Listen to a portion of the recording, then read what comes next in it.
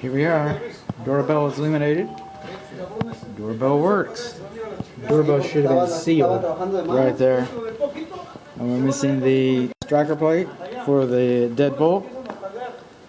Okay. Starting the inside tour. Coming along. This would be, I guess I would call this the guest bedroom. Carpeted. Windows, such, closet. Pretty much know the drill. Looks like somebody's been paying some attention to some paint details over here. You'll want to go in through and do your own walkthrough. This is the guest bath. And the shower drain grate is missing right there. Now, these sinks, by the way, been doing some measuring. Been doing some driving. It's GFCI protected, okay? When you have a GFCI protected receptacle outlet, it should be noted. It should have a notice underneath there. It says GFCI protected. They're kind of annoying. They're not very attractive.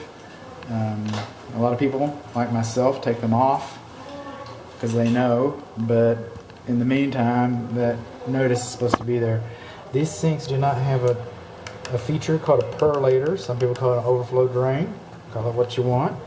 Those are not required. So, door stops have not been installed yet.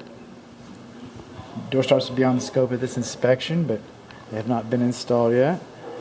This is the office study. Coming along here. I wanted this fireplace to be operating for this video. I saw it operate earlier, but they just painted it.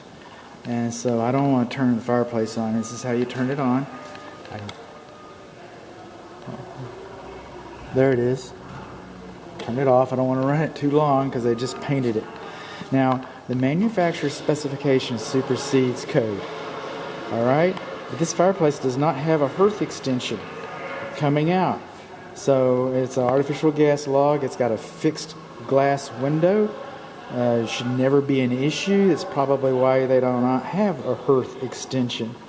But I'm going to call it out on the report, and it's going to make it the report. But on the other hand, the manufacturer's specifications, installation specifications supersedes the Texas Real Estate Commission. They supersede code. They supersede the builder. So if the manufacturer doesn't require it, then there you go. This is the key to the fireplace. This is the gas supply. That's the button that turns it on. So we're going to move on along around here. We're going to move on back. A lot of these doors, a lot of them, they don't have the weather stripping installed yet. They don't have weather stripping there. So, of course, that's something that we're sure that the builder is planning on doing. There is some door stops. Just we're sure that we're going to get some flooring in here. Coming on along. The garden tub has not been installed yet. Alright. I need to get underneath there and take a look if I can. I find sneaky stuff under there, but my video wouldn't get underneath there. Alright.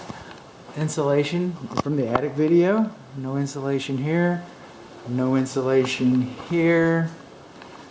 And then in the, see if I can do this right. Master bedroom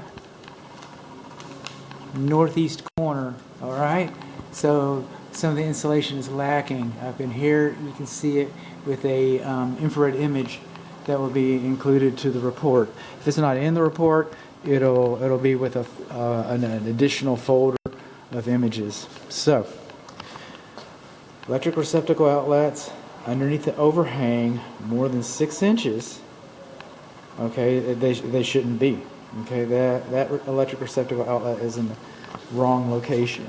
You should have one over here, as you do. You should have one over here, as you do.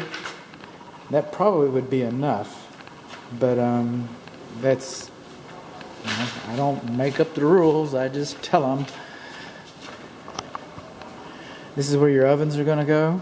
This is probably your garage for your microwave oven. This is where your cooktop's probably going to go. And underneath the kitchen sink here, excuse me, underneath the countertop. Just keep me going. Too fast for my britches. But that's the emergency gas disconnect. I'm sure they'll show you that. Now this piping here, it's assumed that that's going to be for a faucet so that you can do deep pot fills for Italian food and seafood. Alright, okay, over here, when they installed these boxes inside of here, they installed those boxes, they came out to the wall studs. That's how far they came out. And now they put all this backing in here. It's extended the wall, and so now the box is way back in there. Alright? There's this product called Goof Rings. It's an insert. So you should have a collar and insert, because all the fire blocking at that outlet, and the outlet is the box, receptacle is the device. So, but all the fire blocking, or the fire blocking, has been compromised. There's paper on that sheetrock underneath there. It's about a $2 part. There's links in the report. High-powered vent fans, okay? If they move more than 400 cubic feet per inch, I don't have the instructions around here, but it could draw air through your fireplace while it's operating. So they have these things called makeup air fans that could be installed or not. Or maybe you don't run this fan at the same time you're operating your fireplace, because this is a very tight house. So if this fan moves more than 400 feet per square per minute, then, and again, I don't have the instructions, then we'll watch out for that. Over here, this is the kitchen sink. Right here, this right here underneath here, it's called the foul line, F-O-U-L. That's where all the cooties and the germs hide. This countertop should go smooth like that, all the way down, all the way around. I don't see it very often. I see it. I don't see it very often. And so that's what that's about. This is probably for the anti-siphon device for the dishwasher that's not here. Now the good thing about the dishwasher not being here is I can actually see, I would know that it was there, but I had to report that I could not see that electric service disconnect, and there it is. So that helped us with that. Another thing is when you read the instructions, supersedes code, about these sinks, they're supposed to be, hang on 1 second, let me get my flashlight. These sinks are supposed to be held in place with clips, not boards. So they just got boards sticking up there, and the sink is glued into place. That's the way 99% of them are installed, maybe 95. But that's the way most of them are installed, just like that. But it's not the way the instructions state that it should have been done. It's a 1/3 horsepower garbage disposal. Of course, we know it's 1 year old.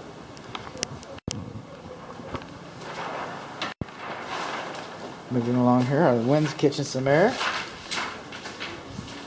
Nice side. Okay, this is the laundry. We don't not have the trim ring. It's 4-prong.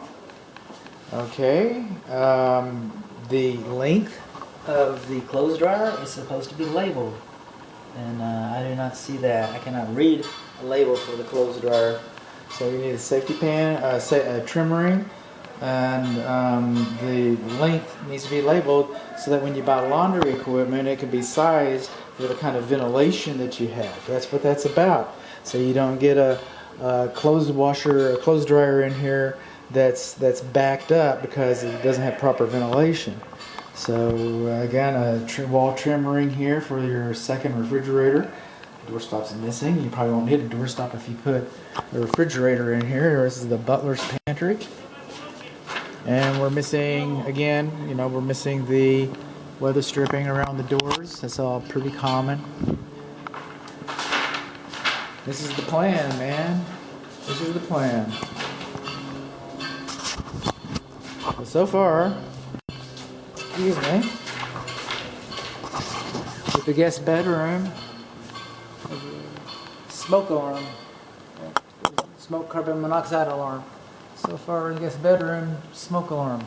Okay, we want that. That's what we're supposed to have. Coming along in here, it would be nice, not required, but if you read the manufacturer's installation instructions for the smoke alarms, they tell you to put them just about everywhere. This is an office, not usually considered for sleeping area. However, it does have a closet and it is accessible to a bathroom. It could be made into a bedroom. There's no smoke alarm in there. I feel like that would be a good idea. No smoke alarm in the main living. Oh, there is too. It's over the door coming in through the larger garage. So there's a smoke alarm for the main living area. Smoke carbon monoxide alarm outside of the master bedroom. And a smoke alarm inside the master bedroom. So downstairs, by the way, I'm just checking my work. I gotta go upstairs anyway. So just ride with me. Thermostat, downstairs thermostat is on this wall, coming in the front door to the living room. Outside of the downstairs guest bedroom, that is a smoke alarm. That does not look like it's a carbon monoxide alarm. I might change my mind about that. So downstairs, except for the office, it'd be nice if there was a smoke alarm in there, but there's not. So let's just move on upstairs here a little bit. Also, smoke alarms are not required to be hearing impaired, but when you sell this house, the Texas Real Estate Commission is going to ask you to disclose whether it is or it isn't. It's not a deficiency either way, but buyers are supposed to be made aware of that. So we come up here, smoke carbon monoxide alarm in the common area, smoke carbon monoxide alarm outside of the mother-in-law. Let's just move right on along. Smoke carbon monoxide alarm in front of the Jack and Jill bedrooms. Jack and Jill bedrooms. Everything's fine. We do not have the percolators like we mentioned. I thought there was something interesting in here. The covers for the fan is missing, but that's not what I was talking about.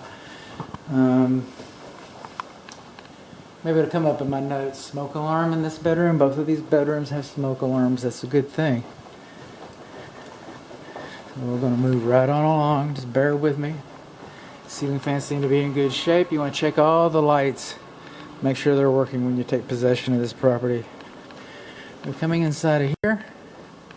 And this is the media room, which, you know, you might fall asleep in the media room watching a really boring movie or what. So, again, probably not required by code. But if you read the manufacturer's instructions, they would, you know, recommend that you put a smoke alarm in here, you know, everywhere that you feel that would be necessary. Now back to electrical. Well, smoke alarm is electrical. Okay, this floor receptacle, that is a wall receptacle cover plate. You need a more, that's not suitable for, and is that broken? No, it's bent. That's not suitable for the location. It should be more durable. And it should have a door on it that you could close so that you don't spill drinks in it. Or pet hair, or kids' candy. This is the door up into the attic space. If you're this far along in the video, you know we've already been there. More bedrooms, nothing really exciting. It's a new house, you know. I like it all to be have been painted. I'd like for the fireplace to be dry, you know. I'd like for the ovens and the dishwasher to be installed, but they weren't. This window is the only one. A window should not be closer to the floor than 24 inches and farther from the ground than 72 inches. So these windows should be like 24 inches tall. Now this window has a device that makes it acceptable, but you still should be made aware of it. You've got these little window latches here. Watch, here we go. They automatically lock. Okay?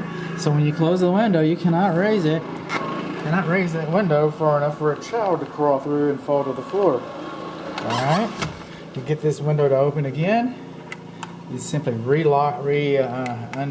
the windows. You have to have a diligent effort. 2 windows have to be mechanically, plus the latches, and then you can raise it. Now, that makes it acceptable. However, if you leave that window open, it's still closer to the floor than 24 inches and farther from the ground than 72 inches. And so if that window is left open, unattended, a child could possibly injure themselves. Coming through here, out on the patio, we're getting some yard work done.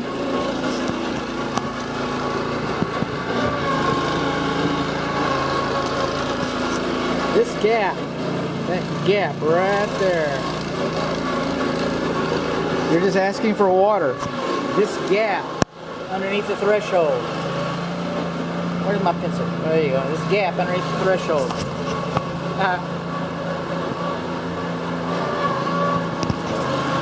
That gap should be sealed to help prevent. That gap should be sealed to help prevent moisture infiltration into the structure.